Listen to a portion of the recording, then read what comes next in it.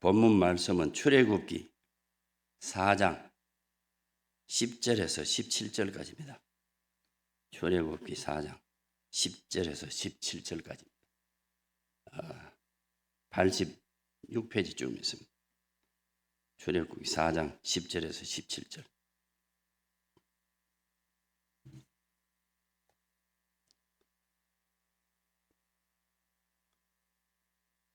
한 줄씩 교독하시겠습니다. 제가 먼저 읽겠습니다. 모세가 여호와께 아뢰되 오 주여 나는 본래 말을 잘 하지 못하는 자니이다. 주께서 주의 종에게 명령하신 후에도 역시 그러하니 나는 입이 뻣뻣하고 혀가 둔한 자이니이다.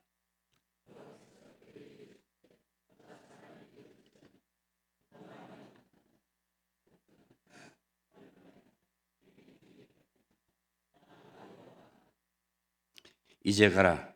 내가 내 입과 함께 있어서 할 말을 가르치리라.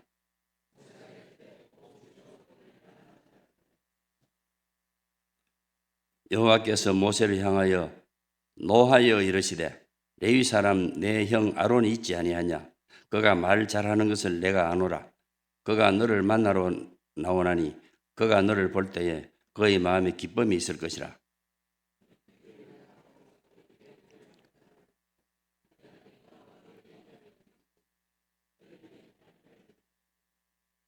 그가 너를 대신하여 백성에게 말할 것이니 그는 내 입을 대신할 것이요 너는 그에게 하나님같이 되리라.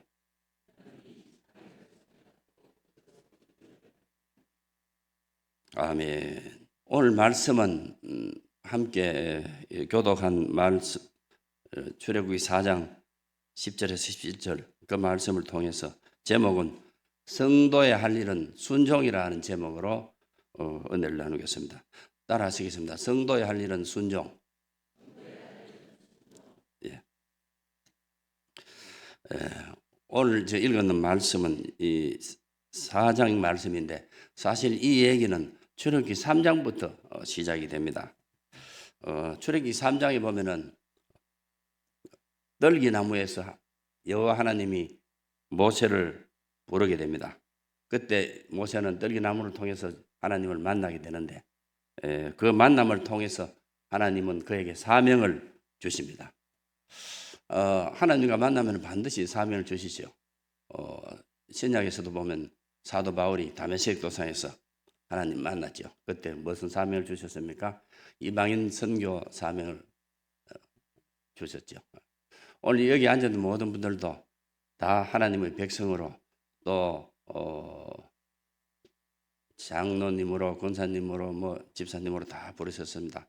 하나님 백성으로 부르는 모든 분들은 무엇이든지 어떤 사명이 다 있다는 것을 믿으시기 바랍니다.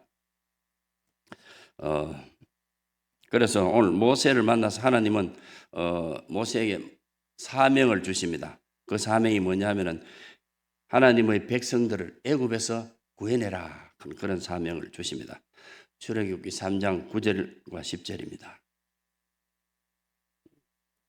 함께 읽겠습니다. 이제 가라. 이스라엘 자손의 부르짖음이 내게 달하고 애굽 사람이 그들을 괴롭히는 학대도 내가 보았으니 이제 내가 너를 바로에게 보내어 너에게 내 백성 이스라엘 자손을 애굽에서 인도하여 내게 하리라. 예, 이런 사명을 줍니다. 바로로부터 애굽 이스라엘 백성을 구원해라 하는 이런 사명을 줍니다.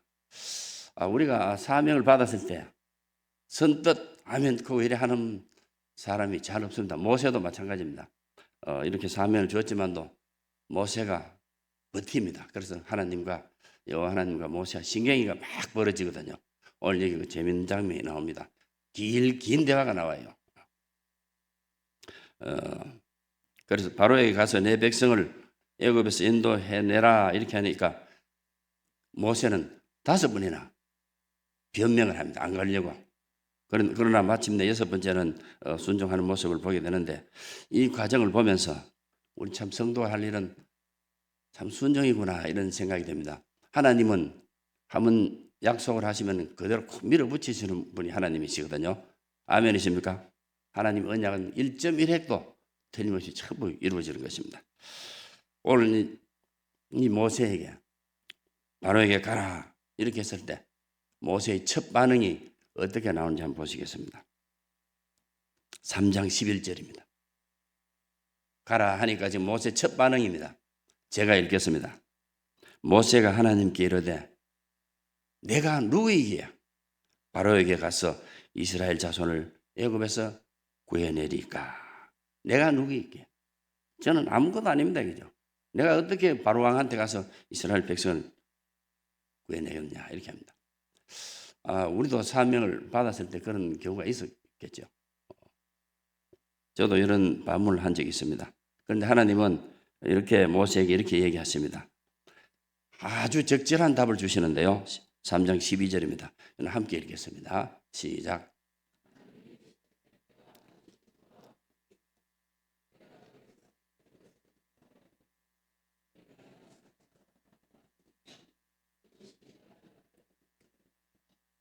예, 여기서 하나님이 가라 하니까 내가 누구에게 바로한테 가서 그 일을 하겠습니까? 하니까 하나님이 딱 굉장히 기쁜 말씀인데요. 내가 너와 함께 있으리라 이렇게 했습니다.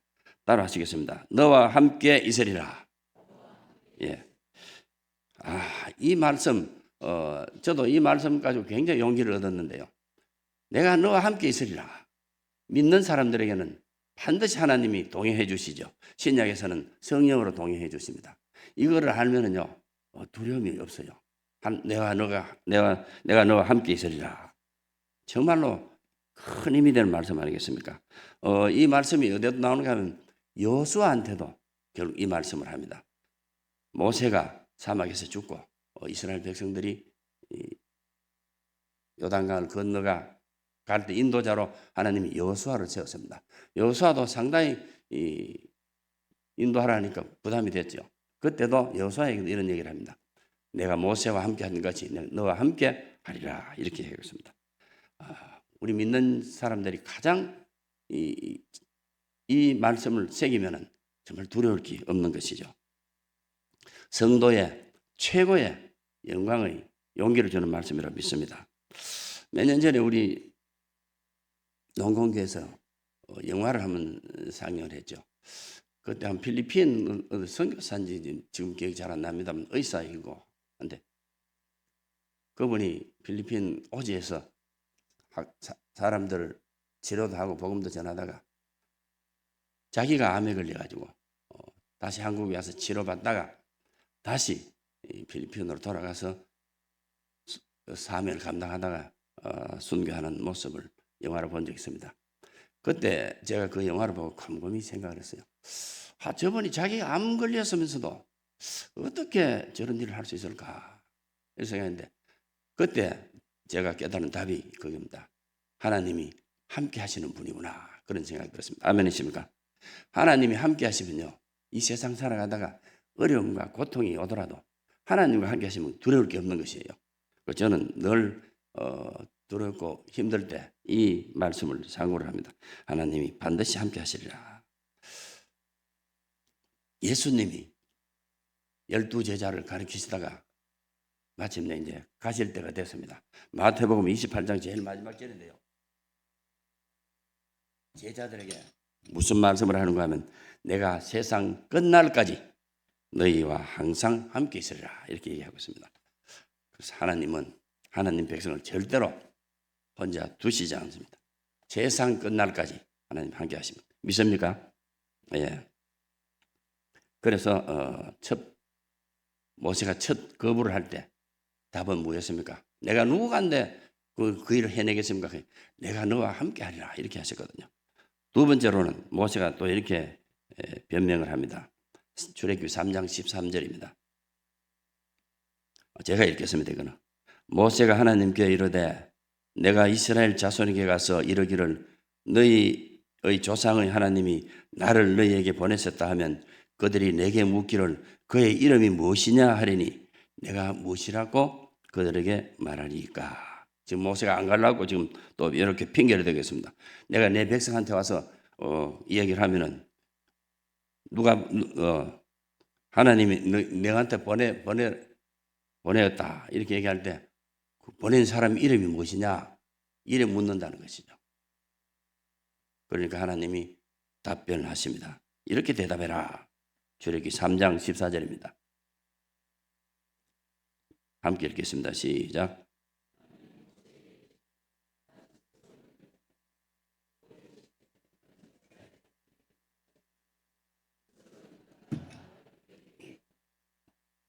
예. 이스라엘 백성들이 너 누구한테 보냄을 받았느냐? 그 보낸 사람이 누구냐? 이래 물으면은 이렇게 대답을 하는 것입니다. 스스로 있는 자이니라. 스스로 있는 자가 나를 보냈다 해라. 이렇게 얘기했습니다. 스스로 있는 자가 바로 무엇입니까? 우리 이 세상의 모든 것은 전부 스스로 있는 건 하나도 없습니다. 전부 다 피조물입니다. 그러나 하나님만은 스스로 있는 자예요. 하나님은 피조물이 아니고 만들어진 부분이 아니고 창조주이십니다. 그 스스로 있는 자니라 하는 말은 뭐입니까? 바로 창조주다 이 말입니다. 이 세상을 처음 만들었는 창조주다. 창조주가 너를 보냈다. 이렇게 얘기하는 것입니다.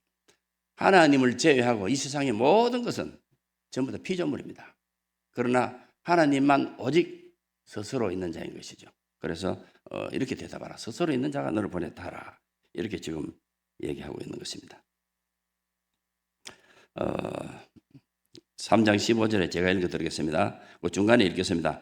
바로 하나님이 모세에게 이르시되 너는 이스라엘 자손에게 이같이 이르기를 너희 조상의 하나님 여호와 곧 아브라함의 하나님, 이삭의 하나님, 야곱의 하나님께서 나를 너에게 보내셨다 하라. 이는 나의 영원한 이름이요 대대로 기억할 나의 증언이라.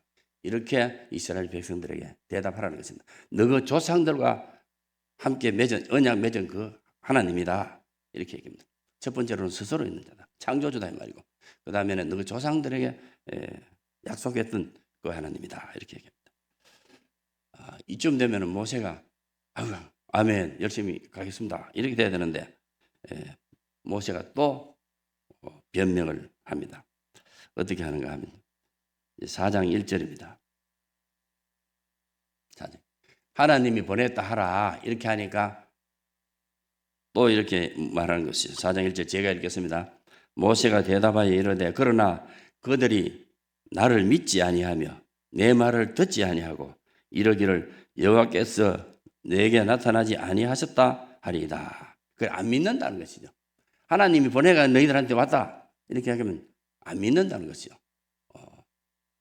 그래 한다고 다 믿는 건 아니겠죠. 옛날에 우리나라 소설이 보면 전야전 같은 데 보면 암행의사 그러니까 시골에 왔을 때 그때도 암행의사인지 아닌지 어떻게 압니까? 그래서 임금이 뭐를 줍니까? 마패를 주죠. 그것처럼 뭐를 줘야 하나님 백성들한테 보여줘야 될 거 아니냐 이제 이 말씀이죠. 백성들이 하나님이 보내서 왔다 하면 안 믿는다는 것이죠. 그래서 무엇을 주셔야 될 거 아닙니까? 이 말입니다. 그때 하나님이 두 가지 이적을 줍니다. 모세 세 번째 변명입니다. 안 가려고 세 번째 변명할 때 여호와 하나님은 세 가지 이적을 주십니다. 세 번째 변명할 때 세 가지 이적을 주십니다. 첫 번째 이적입니다. 출애굽기 4장 2절과 3절입니다. 어떤 이적을 주셨는가 한번 보시겠습니다. 함께 읽겠습니다. 시작.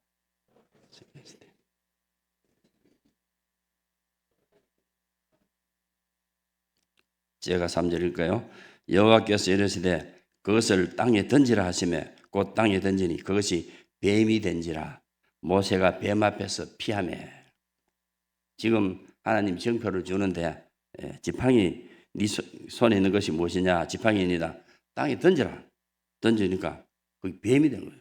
모세가 바닥 놀래가지고 피했습니다. 여기 뱀은 뭐를 의미할까요? 애구방을 의미합니다.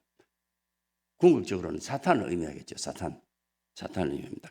여기서는 표면적으로는 애구방을 의미하는 그렇습니다. 이 모세가 지금 어떤 상태입니까? 애굽에서 사고를 쳐가지고 애굽왕이 두려워서 사막으로 도망쳤죠. 그 내용인 것입니다. 뱀을 보고 놀래 피하며 그런 말은 바로가 두려워서 미디안 사막으로 도망가는 것을 의미하는 것입니다. 그래서 화닥 피했는데 여기서 끝났다면은 모세는 그 사명을 도망가는 것으로 무서워서 피하면은 그 사명을 감당하지 못했을 것입니다. 왜냐하면 뱀이 무서워서 피하면은 감당할 수 없겠죠. 그러나 주님께서 그 다음에 또 하십니다. 출애굽기 4장 4절 함께 읽겠습니다. 시작.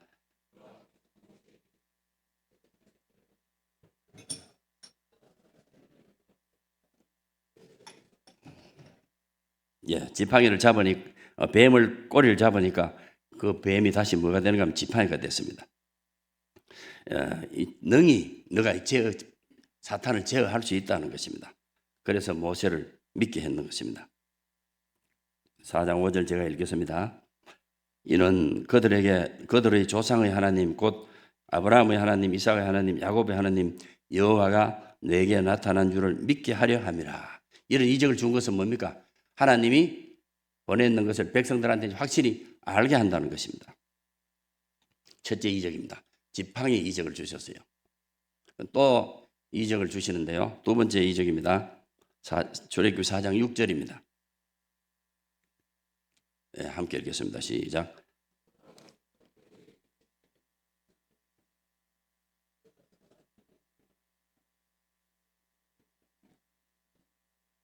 (7절) 제가 읽겠습니다.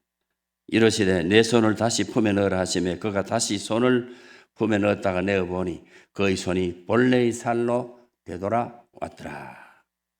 지금 첫 번째 지팡이 이적을 보여주셨습니다. 두 번째 이적은 손입니다. 주머니에 넣었다가 빼니까 하얗게 문둥병이 걸린 것이죠. 다시 한번 넣었다가 빼니까 되돌아왔다는 것입니다. 이 문둥병이 뭐냐는 것이죠. 이 문둥병은 바로 지금 이스라엘 백성들이 애굽에 붙들려 가지고 노역으로 지금 고생하고 있는 그 상태를 의미하는 것입니다. 그 처지, 애굽의 노예가 된 상태, 이걸 문둥병으로 표시하는 것입니다. 그래서 지금 이 애굽 백성들은 고역으로 인해서 지금 탄식하여 부르짖는 그런 상태인 것이죠. 그때 다시 한 번 더 내가 뺐을 때 돌아왔더라 하는 것은 모세가 그들을 구원하러 온 자다 그런 표징이라는 것입니다. 그렇습니다. 그래서 4장 8절 제가 읽겠습니다. 여호와께서 이르시되 만일 그들이 너를 믿지 아니하며 그 처음 표정은 받지 아니하여도 나중 표정은 믿으리라. 처음에 지팡이 표정은 이스라엘 백성이 믿지 않을더라도 손 넣어서 뺐다가 문둥병이 걸렸다가 낫는 이거는 믿으리라 이렇게 얘기하는 것입니다. 이 두 번째 이적은 꼭 믿는다는 것입니다. 왜 첫 번째 표정은 왜 그러냐면요, 모세의 개인의 사명을 받는데 관계되는 것이죠. 그러나 두 번째 표정은 이스라엘 민족의 구원에 대한 표정이라는 것입니다. 그래서 두 번째 표정은 믿으리라 이렇게 하는 것입니다. 4장 8절에 나중 표정은 믿으리라. 이 문둥병 걸렸다 낫는 이거는 믿는다는 것입니다. 그리고 그래도 또 힘들까 싶어서 하나님은 여유롭게 하나 더 이적을 주신다는 것입니다. 또 한 가지 말씀을 주셨거든요. 출애굽기 4장 9절입니다. 제가 읽겠습니다. 그들이 이 두 이적을 믿지 아니하며 네 말을 듣지 아니하거든 너는 나일 강물을 조금 떠다가 땅에 부어라. 네가 또 나일 강물이 땅에서 피가 되리라. 여유롭게 이적을 하나 더 주십니다. 그래서 총 3개를 주셨죠. 이 피 이적이 앞에 두 이적보다 더 결정적인 표정이 될 것이라는 것입니다. 나일 강물이 피로 변하는 것, 이것을 보고 이스라엘 백성이 무엇을 느꼈을까요? 피는 뭐를 유추하게 합니까? 죽음입니다. 죽음. 말할 것 없이 이게 죽음이구나. 애굽 사람들은 나일 강물 때문에 농작물을 수확할 수 있었거든요. 이 나일 강물이 피로 변한다면 농작물을 생산할 수도 없을 것입니다.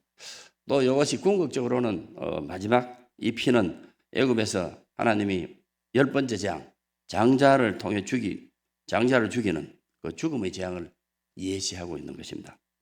하나님은 이렇게 모세가 3번이나 안 가려고 버틸 때 3가지 세 번째는 세 가지 이적을 주셨습니다. 이렇게 이적을 일으키는 능력을 주셨는데도 불구하고 모세는 이쯤 되면 저 같으면 할렐루야 하고 가겠습니다. 주님 가겠습니다 하고 백성한테 갈 것 같아요. 그런데 모세는 또 얘기를 하게 되는 것입니다. 네 번째 변명을 하고 있습니다. 오늘 바로 읽었는 말씀이죠. 네 번째 변명. 출애굽기 4장 10절입니다. 함께 합독했습니다. 시작.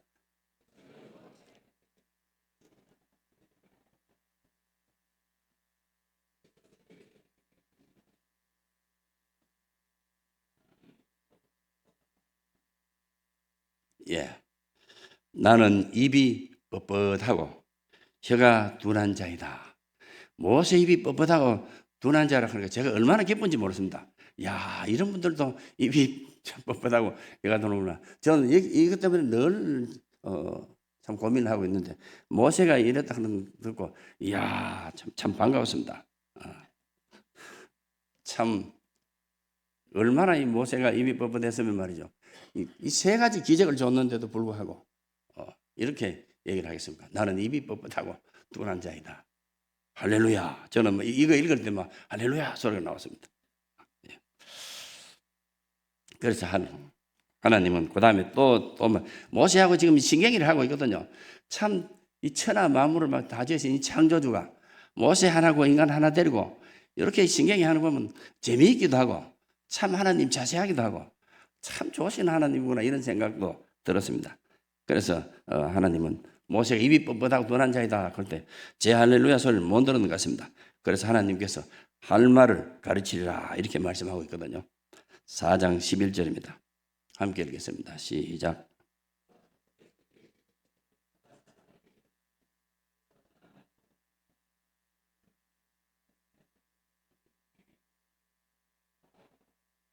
예, 그 다음 제가 읽겠습니다. 12절. 이제 가라. 내가 내 입과 함께 있어서 할 말을 가르치리라.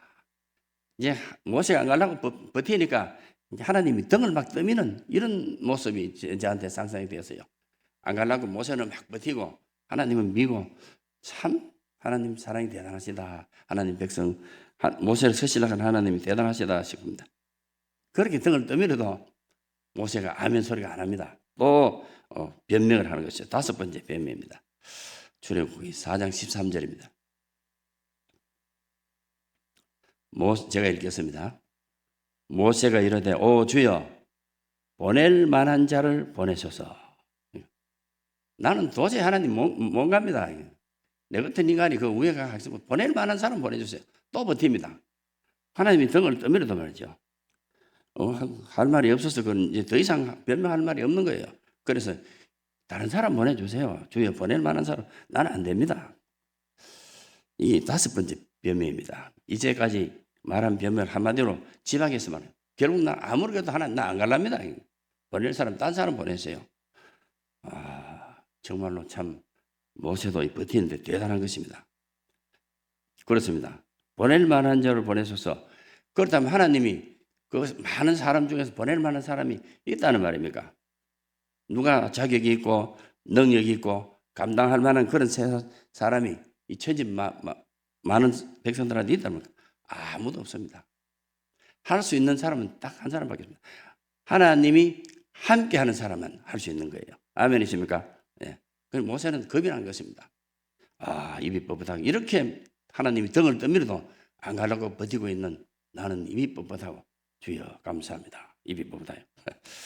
그래서 이번에는 하나님께서 뭐라고 얘기하는가 볼까요? 하나님 이번에는 뿔이 단단히 났습니다. 4장 14절입니다.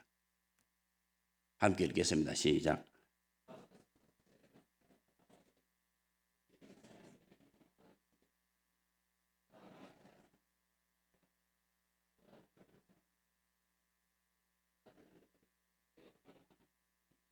제가 15절 읽겠습니다.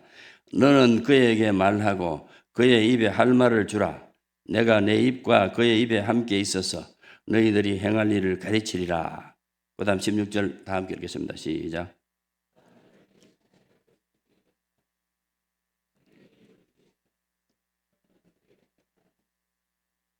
아멘. 예, 어머니는 하나님이 등 뜹니다도 막 뒤로 막 버티니까 하나님이 노하시는 것이죠. 그래서 노하시어 이르시되 네 형 아론이 있지 아니하냐. 그래서 그가 네 입을 대신할 것이다. 너는 그에게 하나님 같이 되리라. 이렇게 얘기했습니다. 하나님 화가 좀 났습니다. 하나님께서 노하여 이르시되 아론이 네 입을 대신할 것이다. 그랬습니다. 그렇습니다. 하나님은 이렇게 사명을 맡길 때 반드시 혼자 보내시지 않고 동역자를 주시는 것이죠. 지금 모세에게 누구를 주셨습니까? 아론을 주셨습니다. 반드시 하나님은 동역자를 주시는 것이에요. 모세가 죽고 난 뒤에 다음에 주자가 누굽니까? 여호수아죠. 여호수아에게도 동역자를 주셨죠. 갈렙 아닙니까? 여호수아와 갈렙 이렇습니다. 신약에도 보면요. 바울과 누굽니까?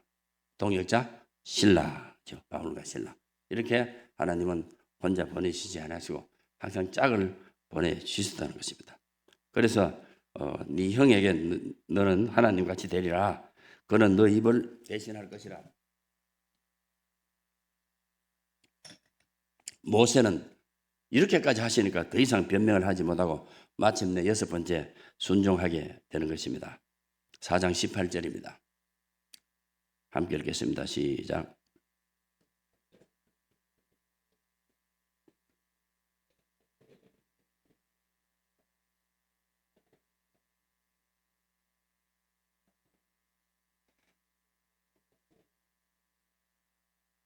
아멘. 이제 할 수 없이 떠나는데 저거 장인 이들한테 가서 이제 인사를 하고 떠나는 장면이 나옵니다.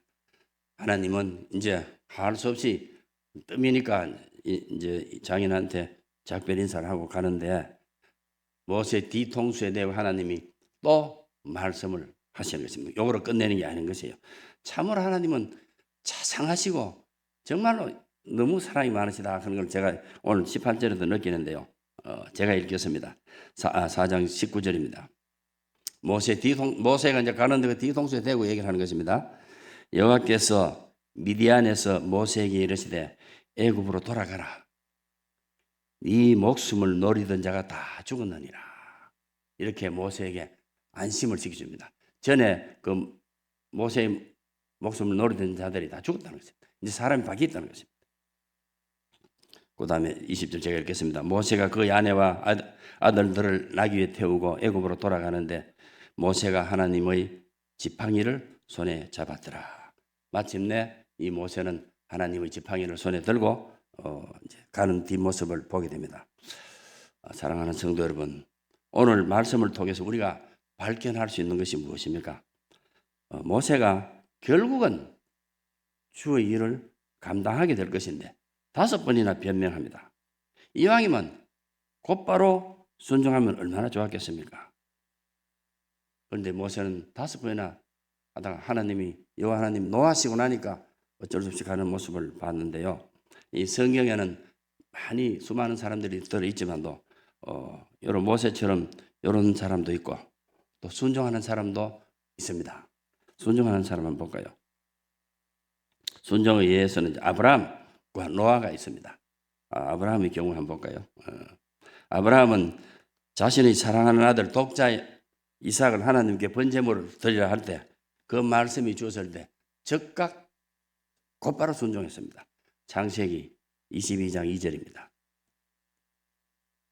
제가 읽겠습니다. 여호와께서 이르시되 네 아들 네 사랑하는 독자 이삭을 데리고 모리아 땅으로 가서 내가 네게 알려준 한 산 거기서 그를 번제로 드리라. 이렇게 합니다. 그 다음에 23절에 제가 읽겠습니다. 아브라함이 아침에 일찍이 일어나 나귀 한 장을 지우고 두 종과 그의 아들 이삭을 데리고 번제에 쓸 나무를 쪼개어 가지고 떠나 하나님이 자기에게 일러주신 곳으로 가더니 여기에 아침에 일찍 일어나 바로 즉각 순종했습니다. 아브라함. 그래서 믿음의 조상 아브라함이라 하는 것이죠. 모세처럼 버티지 않았습니다. 한마디에 바로 갔습니다. 또 이런 분이 있습니다. 노아입니다. 노아 예를 한번 보겠습니다. 방주를 만들어라. 이 말씀에 노아는 다 그대로 다 순종합니다. 창세기 6장 22절입니다. 방주를 만들어 하니까 이렇게 제가 읽겠습니다. 노아가 그와 같이 하여 하나님이 자기에게 명하신 대로 다 준행하였더라. 노아는 바로 순종을 했습니다. 또 순종한 모습이 또 있습니다. 창세기 7장 5절에 7장 5절입니다. 함께 읽겠습니다. 시작. 예, 이 노아와 아브라함은 바로 순종을 했습니다. 사랑하는 성도 여러분, 성도에게 있어서 순종은요, 그 무엇보다 소중합니다. 순종이 없는 하나님 백성은 결국 따라오는 것은 고통밖에 없는 것이죠. 보면 성경에 순종하지 않는 예도 나옵니다. 바로 그 사울 왕인데요. 사울 왕의 예를 한번 보시겠습니다. 사무엘상 15장 18절입니다.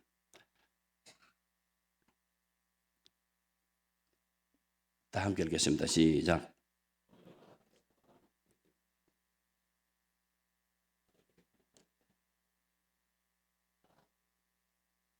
그 다음 제가 읽겠습니다. 19장. 어찌하여 왕이 여호와의 목소리를 청종하지 아니하고 탈취하기에만 급하여 여호와께서 악하게 여기시는 일을 행하였었나이까. 지금 뭐라고 하나님이 시켰느냐면 아말렉 사람을 전부 진멸해라. 다 없어지니까 싹 없애라 그랬습니다. 그런데 이 사울은 재물이 짐승들이 이런 게 아까웠던 것이죠. 그래서 탈취하고 안 죽였습니다. 그래서 나중에 사무엘에 와서 보니까 깜짝 놀랐습니다. 하나님 시킨 대로 안 했거든요. 그때 사무엘이 하는 유명한 말이 있죠. 사무엘상 15장 22절입니다. 함께 읽겠습니다. 시작.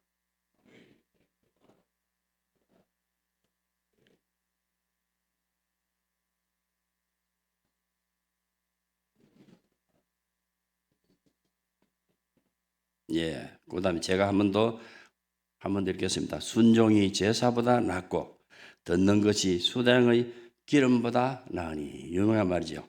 예, 그렇습니다.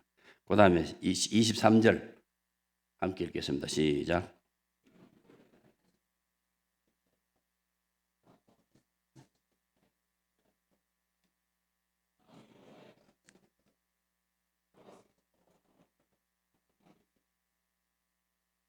하나님이 가장 싫어하는 것이 바로 점치는 거, 우상이 죄라는 거 아닙니까? 그런데 이 거역하는 거하고 완고하는 것은 그 죄와 똑같다는 것입니다. 이 사울은 요 순종 안 해가지고 그만 왕의 자리에서 결국은 밀려나고 마는 것이죠.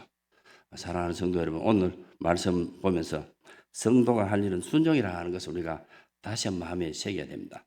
제가 우리 교단의 신학교 목사 고시 때 종종 제가 가서 시험 감독관으로 가기도 하고 면접도 보고 하는데요. 면접을 제가 합니다. 그때 제가 목사님 시험 치러 온 사람들한테 묻습니다. 여기에 오게 된 사유, 경우가 특별한 게 있습니까? 부르심을 받았습니까? 이렇게 물어봅니다. 대부분 제가 있는 신학교는 전부 연세가 50대, 60대 이래 많이 오십니다. 그래서 물어보면요, 전부 이래 얘기합니다. 하나님한테 한 대 얻어 터져가 왔습니다. 하나님 사명 줬는데 안 가려고 버티다가 온 사람들이 많아요. 한 번은 제가 기억나는 분이 있는데 저 안심 지방에 저한테 이야기합니다. 부동산에 대해서 저한테 물어보면서 이 지역에 제 모르는 사람 없습니다. 그렇게 얘기를 하더라고요. 그 우리가 그 부동산에가 돈 많이 벌었을 것인데 어떻게 해서 그 사업을 치우고 이렇게 신학교 왔습니까? 어머니, 제가 한번 얻어 터졌습니다. 쫄딱 망했습니다. 이래 간증을 하는 사람을 봤습니다. 그렇습니다. 하나님이 사명을 주시면은 우리는 순종하는 것이 가장 현명한 것이죠. 버티면 버틸수록 힘만 든다는 것입니다. 결국은 우리가 하나님 말씀하면은 결국은 이렇게 모세처럼 순종할 것인데 그 순종이 있기까지는 이런 이유 저런 이유 되면서 순종하지 않으려면 참으로 하나님도 피곤하고 본인도 힘들어진다는 것입니다. 아브라함처럼 노아처럼 적극적으로 순종하는 우리 복된 성도가 될 수 있기를 주님 이름으로 축복합니다.